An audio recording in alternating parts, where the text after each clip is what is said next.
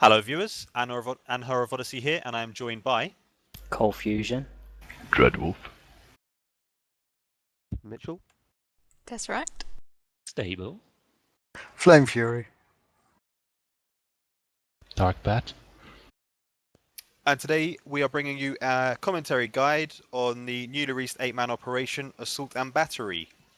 As you know, War of the Light War of the Light Part 1 DLC 9 has been recently released. So we've got some footage showing the Rage Tank, Rage DPS and Quantum Controller going through the instance, and we thought we'd talk about it and let you know about the feats, how to achieve them, and so on.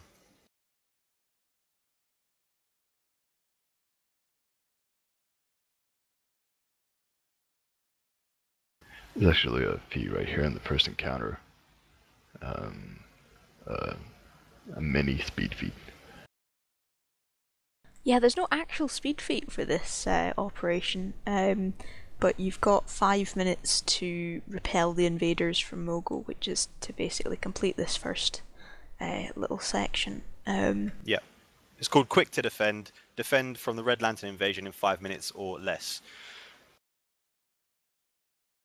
So the cutscene's finished, and you can see there's 2 corridors on the left and the right, both have Red Lanterns inside them. You can go as a team, you can split up. They aren't particularly difficult to take down. A lot of the operation involves the group splitting up into different teams, so it is actually quite feasible to come here with the perfectly balanced 2-2-2-2 group.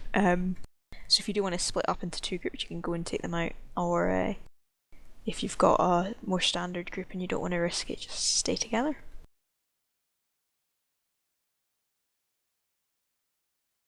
Yeah, so you've cleaned out one room, moving over to the next side. Yeah, each side has 4 crystals, each one next to a teleporter where the ads actually come from. So you've just got to take down the crystals to stop them spawning. You can see a blue in the background there, I'm probably going to go over to.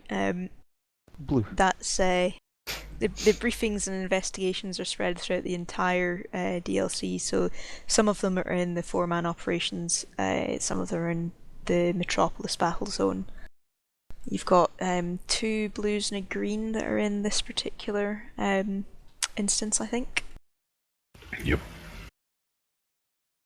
As we move to the centre, I think it's wise to let the tank go first, because the ads that you see in the background there, they can heal to 3k with their melee weapons. So it's important that the tank gets the aggro as soon as they enter the room. Definitely, as you see there, somebody just died. Stable. Yeah, you've got the 2 teleporters there in the room. You're taking down the Red Lanterns. And in a moment, you'll see the big man himself warp in, Atrocitus.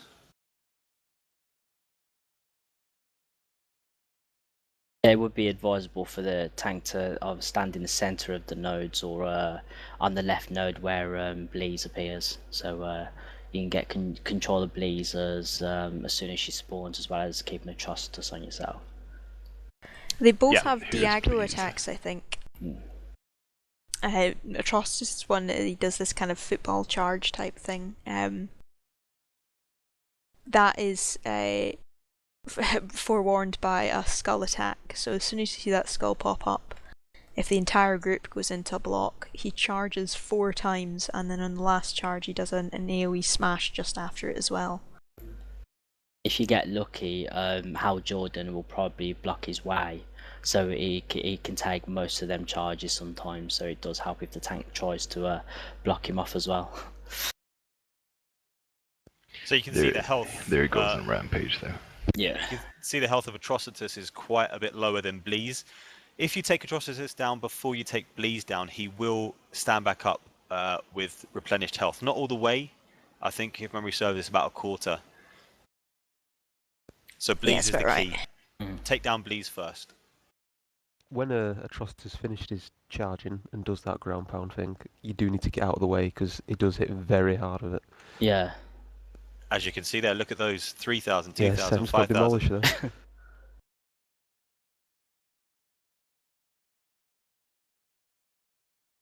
Just to know, even with Reflect, it does ignore your shield sometimes. So I don't know if that's a bug or not, but yeah, it can hit up to 3 to 6k. It's ridiculous, actually. And we're getting here, as you're probably aware, the 90 item level, but slightly higher than the vendor gear stats, with the vestments with the rage style. Once this boss fight's done, the groups actually have to split up. Right now, one group goes to ranks and one group goes to Metropolis. It's technically doable to go one way and then go back and do the other one, but it's much faster if you split up. The Metropolis view you can see in the top left there. Your object is to carry these 4 mist containers over to an area where you'll get covered in mist. There's so many ads in this area and they hit so hard that we've found the best way to do it is for everybody to go to one of the containers, activate them, pop a shield, and then just run as fast as they can to the area you need to take them to. Fighting the ads does not seem to help much at all. It's also helpful. I mean, if you don't want to do that tactic, you can also stay on the outer edge of the car park, and so somebody can just pick up the container and attack it that way. Breaking up a bit. Am I? So okay. The guys on ranks have an easier time. It's simply moving through, taking down some enemies, and you reach your boss. Usually that side has 2 DPS and no tank, so as a healer, I usually just jump in first to get everything focused on me, and then just chug a few heals and block. Nature tanking. Yep. Just start using gorilla form. Don't even need that. The reason why you need to split up is the group in ranks has to activate a button which then activates the teleporter for the Metropolis group to come through, and the mist that the Metropolis group gets covered in is needed to activate one of the buttons on ranks. So you can to and fro between them to get that all to work, but as we say, it is much easier to just split up. And then at the end of each segment, each group faces a mini boss. You can only get loot from one of these mini bosses, so you're not going to get loot from both, but you can go back and help your teammates with their boss if they've failed so far. Mm-hmm.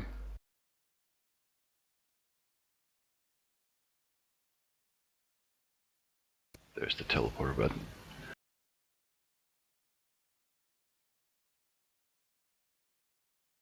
We found actually that the Metropolis group is usually ahead of the ranks group if you've managed to get the canisters in pretty quick.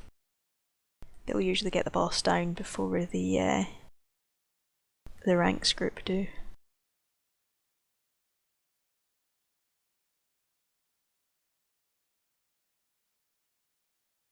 One of the things to note as well, if you're running without a tank or if you're on the side without a tank, is that crowd control is a lot more useful in this entire DLC than it's been in the past couple. Yeah, I'm pretty sure as soon as you pick up that crystal, everything just suddenly aggroes on you. They try and, like, stun you and knock it out of your hands. Mm-hmm. So a lot of the ads can actually be permanently stunned. Tends to be the tormentors that will break out and keep attacking people, but you can still lock them down for a couple of seconds. But being aware of what your powers can be used to stun things, as I say, especially without a tank. If you've got loads of ads that are attacking the group, you can just, take off that damage for a little while. You can see the ranks group has gotten to the boss encounter.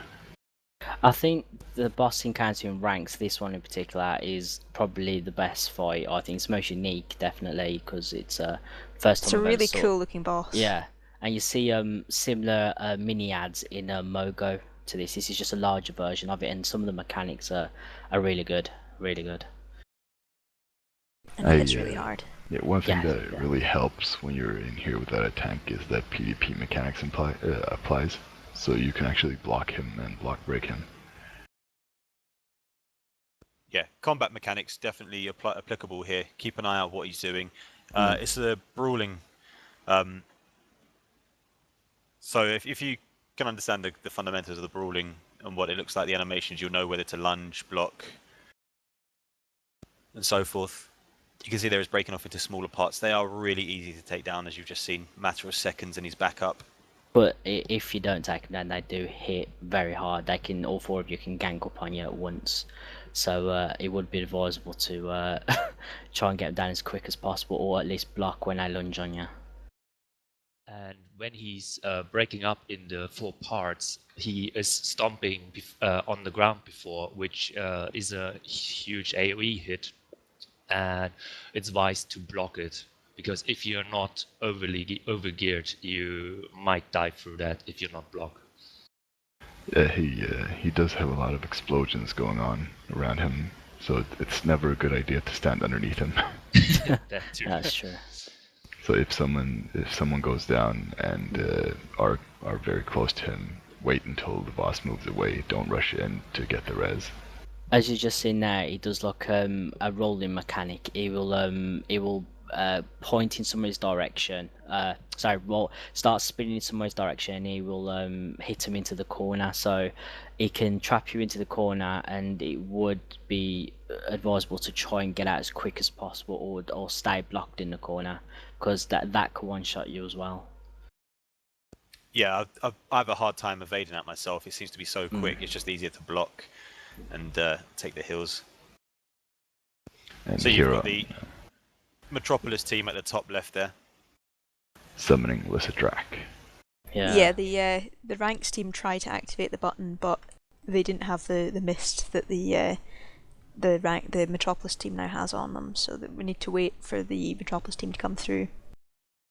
Lyssa has a mechanic, has actually 2 or 3, I can't remember. Well, Lyssa has one, which is she breaks out, flies towards a player, and then she does a whip trash similar attack on the player. That doesn't hit that hard, but which is when she's doing the fist on the ground and then the AoE, right after she has these cage thingies which will hit each player in the group, and that can hit, well, pretty decent. Not a one shot, but pretty decent damage she does. The advantage with the Lyssa Drak fight is that it's not a lockout. There's no room that you're locked into. If you die and respawn, you can run back in. And this means that this fight is actually doable without a healer. I mean, it doesn't actually hit that hard anyway, unlike the construct and ranks. But you know, you've got your supply drop, you've got colas, you've got shields, regenerative shielding. There's lots of ways for that group to keep themselves just topped off with the little damage that she is doing to them. So if you've got a strong enough group, then you don't need to even have an off-spec healer for that part. You're seeing every so often as well, she's doing, well, might not be her, could be, you know, an ally or something, but doing some kind of orbital strike. Easily identifiable by a yellow kind of crosshair circle thing on the floor. Isn't that Definitely ranks? want to get out of the way. Isn't That's that ranks. That's Yeah. ranks, Ranks yeah. firing from the top, from the sky. Yeah, Lyssa Drak has like a fist that comes down on top of her. I don't know what that does exactly. I think it's a knockback mechanic. Don't know whether it buffs her or not, but yeah, that's you'll see the yellow fist coming from the sky and hitting her. So the ranks is the circle that you see that randomly appears next to you, and that can one-shot you. So you need to get out of it.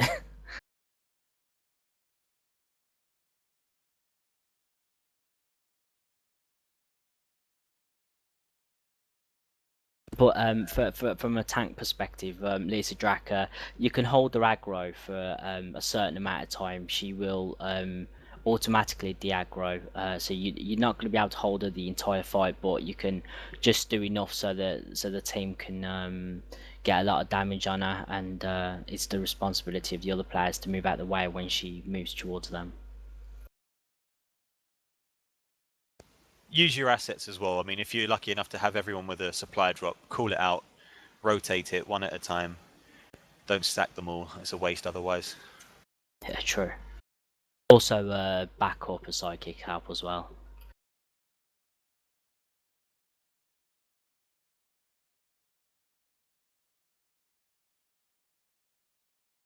Once you're finished with the Metropolis part, you jump through to ranks and you meet up with the rest of the group there.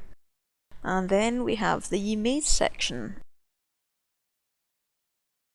which we've spoken about before, but we'll go over it again. It's one of the most unique parts of this DLC, of the game actually. It's been a long time since we've seen anything remotely similar to this. I really like it. Yeah, it's good fun. agree. There is a feat tied with the maze. It's called 4 corners. You must simultaneously occupy all 4 corners in the maze. Do exactly as it says on the tin. There are certain ways you can do it to make it easier. We do have a separate video on that on the channel, which we'll put a link to in the description.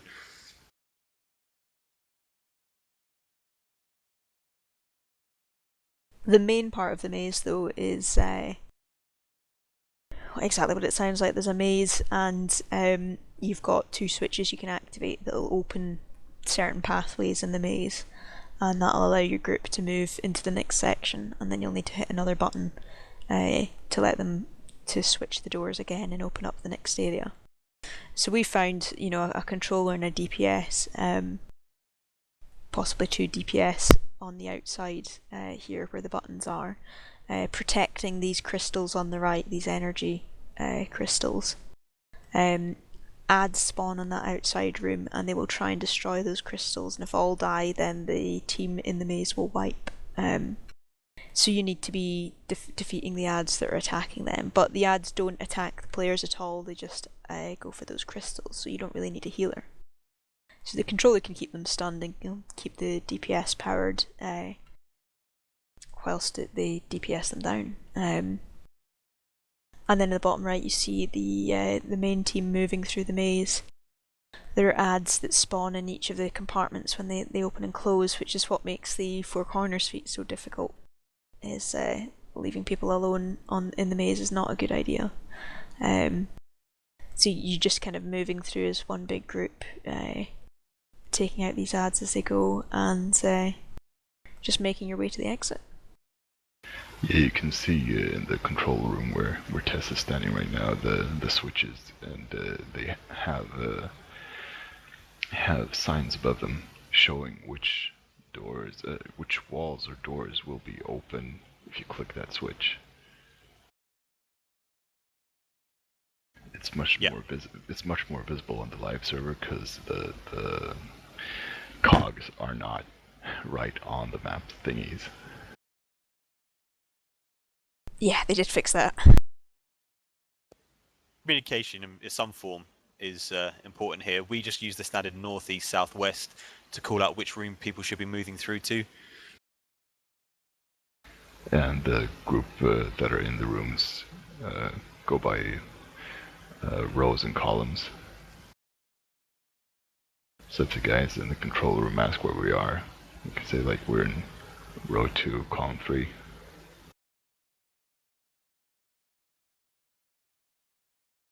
And then when you get into this last area here, you need to activate one more button. It doesn't matter which one, just to open that last door.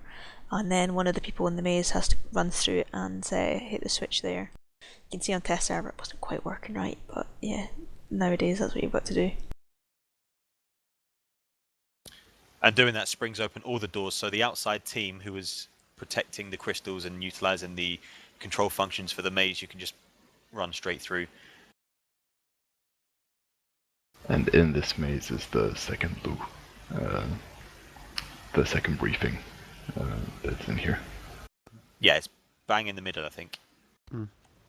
Yep. On this bit with the yellow lanterns, the tanker again should take lead, because these guys hit really hard. You'll have some Very hard. Yeah, they can wipe out a couple of people with just one hit. So let the tank go forward, or maybe a controller with a shield, and get some good crowd control on them, because the group is at risk at getting one shot, definitely. As a controller, I would say let a tank go first. Okay. For personal experience. You never quite have enough crowd control to get them all. The the toughest of the lanterns is in the last room with the with Sinestro. They will spawn. 4 of them will spawn, and it's good if the tank would pull them at the entrance of the room and then just tank them there, knock them about a bit so the DPS can get them down as quick as possible. There's I don't know the name of the lantern at the back who has the rifle, but he will do mortar and that can one-shot the group behind you, so maybe focus on him first before you take out the rest. Yeah, you can lunge him because he applies the same with the combat mechanics, so just lunge him as tank Cool. might work here. I've seen him take out the entire group before. Yeah, and he does it. His block breaker's bunch really together. quick as well, so gotta time that well. So you see a quick loadout change here. That's because in this last room there's a couple of interesting mechanics that usually require a slightly different loadout for 1 or 2 members of the party. As far as I know, he's just removing his like AoE, like stun, taunt thing, isn't it? For the tank, the most important thing is the single target taunt. So you can see these crystals around the outside, and they will periodically throughout the fight become available to target, and if you don't target them in time, lasers will start shooting the centre of the room. Once all, the 2 at a time will become available, 1 on each side, and once all 8 are down, you'll stop getting the lasers. So here it's better to have DPS on each side of the room, so as soon as those crystals come up, they can be taken down as quickly as possible. Yeah, There is a feat tied into those conduits as well. It's called You Conduit to It. Destroy all the conduits in the final battle. The rough layout is the DPS on the left, the 2 DPS on the left, another 2 DPS on the right, depending on your setup. The controllers are normally at the back of the room, and the healer is either left or right of the view of the tank at the moment. So it's completely up to the healer where to go. But this is the standard loadout because in the middle there's enough room for the controllers to pull the manhunters down the centre. So yeah, when Sinestro hits about 75% health, out will spawn Hank Henshaw, Cyborg Superman, and with him he brings Manhunters, as have just spawned here. These Manhunters, if they get too close to Sinestro, will charge him up and cause him to start one-shotting people. So you can see here pulling these Manhunters all the way to the other side of the room and stunning them in place, allowing the tank to tank Hank Henshaw and Sinestro on the other side of the room, and that's just the maximum distance really to keep them away from him. And you're jumping up in the air to pull the manhunters over the tops of the heads of the groups. Yeah, flight users can just fly up in the air and pull, but super speed and acrobatics have to do a jump pull, and it instead of pulling them straight through the middle of the room, you pull them up and over, and you get a lot more distance on it. So you see, for me, that was just one pull to get them from one side of the room to the other. During this time as well, you can rotate to your the tank can rotate to his AoE pull because of the manhunters are at the back of the room. The tank now has got enough room to pull Hank and Sinestro with his AoE pull rather than a single target. So you can be pretty flexible like that as well. Much like the beginning bosses Bleeze and Atrocitus, Sinestro, if he goes down, he will come back up again. Your primary target is Henshaw. He needs to go down first. I don't think Sinestro comes back up. He doesn't. The Manhunters doesn't? start protecting Hank Henshaw, and I'm not quite sure what the mechanic for that is, but it's not as good as taking Sinestro down first. Sorry, it's taking Hank down first. I think we got a Sinestro. one shot, didn't we, when that happened the first time? Yeah, I'm pretty sure it results in a wipe. Yeah, it does. And there you could see the lasers that came out when you failed to destroy the tubes. Yeah, can one-shot you. You can hear audio prompts. You'll hear Ranks or Mogo talk about powering up. And you can see the damage cog going above them. Get them down. And bosses down. There are moments where Henshaw is untankable, right? He'll break free and attack someone regardless of where you stand on the aggro chart. Yeah, it's unpredictable when he'll go, but there will be a skull that appears above his head. So if you're at the back of the room, so you've got time to possibly move out of the way.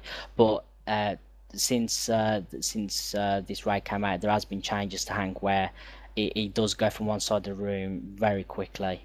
So you might not have time to move, but you can block. There's a chance he might block as well, so you can move out the way. But normally he would one-shot you through the block. But there is mechanics there for you to avoid him. So yeah, utilise them as much as you can. Behind those consoles at the back of the room there's also a green investigation that can be picked up. So the first blue is in Mogul, the second blue is in the Labyrinth, and the green one is right here behind the pounds at the end there. Just one more thing to note about Hank. It's important for the tank to grab him really fast because yesterday the speed he can move from one side of the room to the other and just one-shot someone is mental. Yeah, definitely. And that brings us to the end of the commentary guide. Short, sweet, simple. We hope you've found some use of that. And as always, thank you for watching. Bye-bye. Bye. Bye. Goodbye. Goodbye.